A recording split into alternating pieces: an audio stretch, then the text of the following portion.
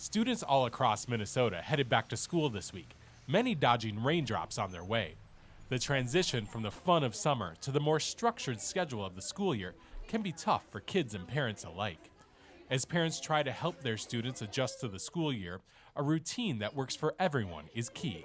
Establishing those routines, being consistent with their routines. I think that's, and not assuming that they know, that because you've talked about it, that they understand the verbal directions.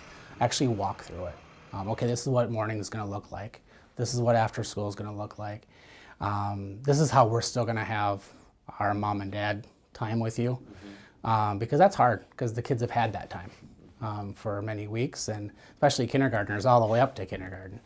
So I think just not assuming and establishing those routines, and then checking back in and saying, how are you feeling? Do you think the morning's working?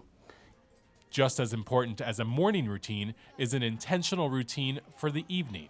Three main things I hit on are talk, play, and sleep.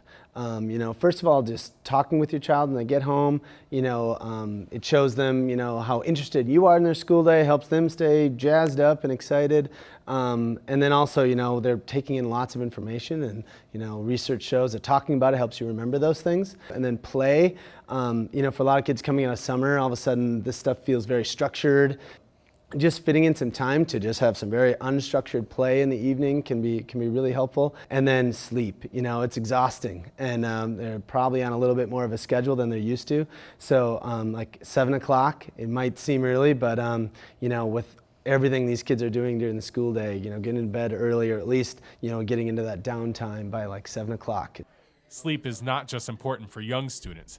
Parents of high school students also need to stress the importance of sleep to their teenagers. Have a nightly schedule for how students, what time they go to bed, put some expectations on, maybe put rules on technology that at 9, 10 o'clock technology needs to be put aside or put out in a family space so that they're not up all night doing that in their room. All schools offer breakfast to students, which is another important part of a successful morning. Getting a healthy breakfast. We do serve breakfast here at Spring Lake Park High School every morning, so if kids either eat at home or come here and eat, a lot of students get here early and have a little social time with their friends before they get started. I think that can help, so they don't have to jump right into classes. They get a little time to kind of mingle and kind of reconnect with friends. School is exhausting for all students, especially young children. During the school year, educators want to remind parents to take a step back and look at their overall family schedule. Not overcommitting your family. Remembering, prioritizing. What are we all about from 4 o'clock to 8 o'clock?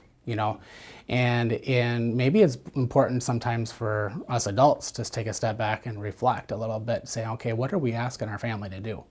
The transition time can be tough for everyone, but soon kids, parents, and teachers will settle into a routine and focus on learning and growing.